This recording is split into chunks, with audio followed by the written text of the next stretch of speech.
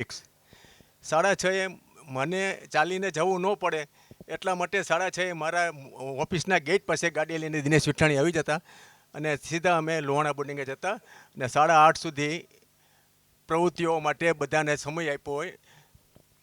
એટલે જે ફોરવર્ડની વાત કરવી છે આપણે, ગર્લ્સ સ્કૂલની એ વખતે વાત હતી કે ગર્લ્સ સ્કૂલમાં પણ ફોરવર્ડથી ઓછી સંખ્યા હતી. ગર્લ્સ સ્કૂલની અંદર 54 છોકરીઓ રહી હતી, દીકરીઓ રહી હતી ને ફોરવર્ડની પણ એ પરિસ્થિતિ હતી. તો દીભાઈ ગર્લ્સ સ્કૂલ વિશે ચિંતા કરતા હતા. ફોરવર્ડમાં તો રોજ એક રાઉન્ડ લેતા હતા અને ત્યાર સુધી દીભાઈ હતા ત્યાં સુધી ફોરવર્ડમાં 300 વિદ્યાર્થી હતા. પછી કે ગર્લ્સ સ્કૂલનું શું થશે? એમાં સરકારે જાહેરાત કરી કે આ સ્વૈચ્છિક ટ્રસ્ટને સોંપવામાં આવશે. એટલે પાછા દીભાઈ ચિંતા કરે એ કે કોઈ વેપારી આવી જશે, કોઈ ધંધાદારી આવી જશે, કોઈ શોપિંગ સેન્ટર કરશે, આપણે આ નથી કરવા દેવું. એટલે રાત્રે દિલીપભાઈ ત્યારે મિનિસ્ટર હતા, રાત્રે 1નો ટાઈમ આપ્યો. તો રાત્રે 1 થી 2 ચર્ચા કરી, એ સંસ્થા સંભાળી. ત્યારે સંખ્યા 75 દીકરીઓની હતી. અત્યારે ટ્રસ્ટે સંભાળ્યા પછી અત્યારની સંખ્યા તમે જુઓ.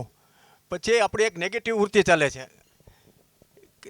દિલીપભાઈએ વચન આપ્યું હતું કે હું મારા જીવન સુધી, મૃત્યુ સુધી આ જગ્યાનું વેપારીકરણ નહીં થાય. હવે દીકરીઓ રમતી હોય, દીકરીઓ કૂદતી હોય, ત્યાં રોડ ઉપરથી બધા નીકળતા હોય, કોઈ અસામાજિક તત્વ પણ નીકળતું હોય, એટલે વંડીની હાઇટ દિલીપભાઈ વધારી. જે ગર્લ્સ સ્કૂલની વંડી હતી 4-5 ફૂટની, એ 8 ફૂટની કરી. કોઈ દીકરીઓ તરફ પ્રવેશ ન કરી શકે, દીકરીઓને બુરી નજરે જોઈ ન શકે.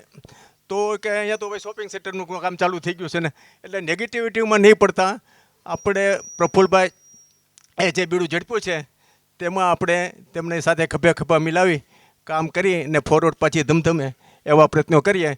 અને દિનેશભાઈ વિઠલાણીના પુત્રી પૂર્વીબેને પણ ખાતરી આપી છે ને છેલ્લે રાજકોટ પણ મારે એમની સાથે વાત થયેલી, એટલે એ પણ ફોરવર્ડ માટે ચિંતિત છે.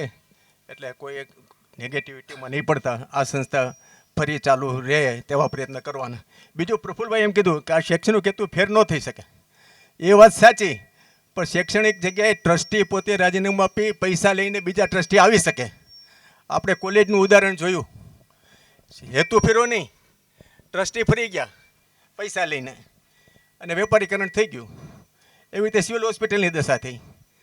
એટલે એ પૈસા ગમે તે કરી શકે, હેતુ ભલે નો ચેન્જ થાય, પણ ટ્રસ્ટી આની જગ્યાએ, રમેશભાઈની જગ્યાએ બીજા આવી શકે ને હેતુ ફેર ન થયા વગર પણ સંસ્થા હાથમાંથી જતી રહે.